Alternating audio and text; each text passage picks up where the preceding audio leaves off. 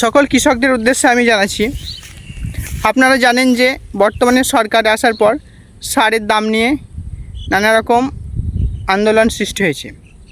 সারের দাম অনেকটা বেড়ে গিয়েছিল, এটা সরকারের তরফ থেকে নাই, যারা অসাধু ব্যবসায়ী সার বিক্রি করে তাদের থেকে।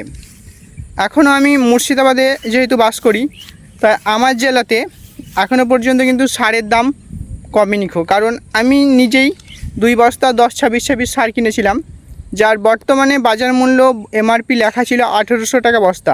2 বস্তা দাম হয় 3600 টাকা। কিন্তু আমি যে দোকান থেকে কিনেছি তারা কিন্তু সেই দামে এমআরপি রেটে আমাকে সার দেয়নি, কারণ তারা 400 টাকা করে বেশি নিয়েছে বস্তা পিছু। 2 বস্তাতে 4800 টাকা নিয়েছিল।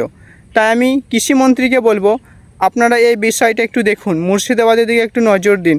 কারণ এভাবে কৃষকদের উপর যে একটা অত্যাচার সৃষ্টি হয়েছে, তাতে কিন্তু কোনো কৃষকই রেহাই পাচ্ছে না।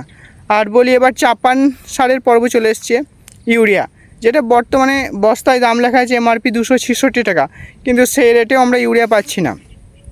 প্রায় 400 টাকার কাছাকাছি বা 410-15 এরকম হারে দাম নিচ্ছে। তাই আমি চাই সরকারের লোক, কৃষি আধিকারিকরা যারা আছে মুর্শিদাবাদের উপরে একটু এসে দেখাশোনা করুন। না তা নাহলে কিন্তু মুর্শিদাবাদের চাষিদের উপর অনেকটাই কিন্তু সারের দাম বাড়িয়ে নেওয়া হচ্ছে। তাই এটাই আমার বলার উদ্দেশ্য। আর ভিডিওটা সকলকে ছড়িয়ে দিন, যাতে এই ভিডিওটা মুর্শিদাবাদের উপর নজরদারির উপর সরকারের আধিকারিকরা একটু দেখে, তবেই আমাদের মুর্শিদাবাদের কৃষকরা বাঁচবে। নইলে কিন্তু এভাবে যদি বাড়তে থাকে তো লাভ কিছুই হবে না, বরঞ্চ কৃষিকাজ করে অনেকটা লসই হবে।